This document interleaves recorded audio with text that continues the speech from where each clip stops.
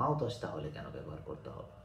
Mouthwash ব্যবহারের ক্ষেত্রে সর্বপ্রথম কথা হচ্ছে, ব্রাশ দাঁতের উপরের আবরণের ময়লা পরিষ্কার করছে, তারপরে ফ্লস আপনার দুই দাঁতের মাঝখানের খাবার পরিষ্কার করছে।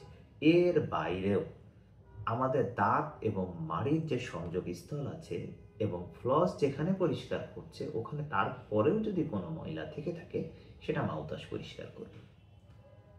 এখন কথা হচ্ছে, মাউথওয়াশ কি সবসময় ব্যবহার করব নাকি মাঝে মাঝে ব্যবহার করব?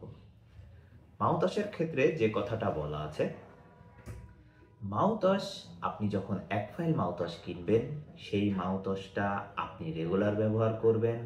ওই ফাইল মাউথওয়াশটা যখন শেষ হয়ে যাবে আপনি কমপক্ষে 2 থেকে 3 সপ্তাহের একটা বিরতি দিবেন, তারপরে নতুন একটা মাউথওয়াশ ব্যবহার করবেন।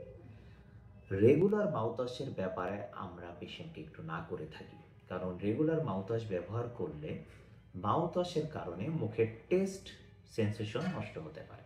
এর সাথে আরেকটা সমস্যা যেটা হতে পারে, মাউথওয়াশে কিছু উপাদান আছে, সেই উপাদানগুলোর কারণে শারীরিক কিছু সমস্যা তৈরি হতে পারে। যদিও এখন কিছু নতুন মাউথওয়াশ এসেছে যেগুলো প্রতিদিন ব্যবহার করা যায় বলেই কোম্পানিগুলো আমাদেরকে বলে থাকে, কিন্তু আমরা তারপরেও একটা কথা সবসময় বলি, আপনি চেষ্টা করবেন একটা মাউথওয়াশ ব্যবহার করার পরে 2 থেকে 3 সপ্তাহ অপেক্ষা করতে, তারপরে নতুন একটা মাউথওয়াশ ব্যবহার করতে।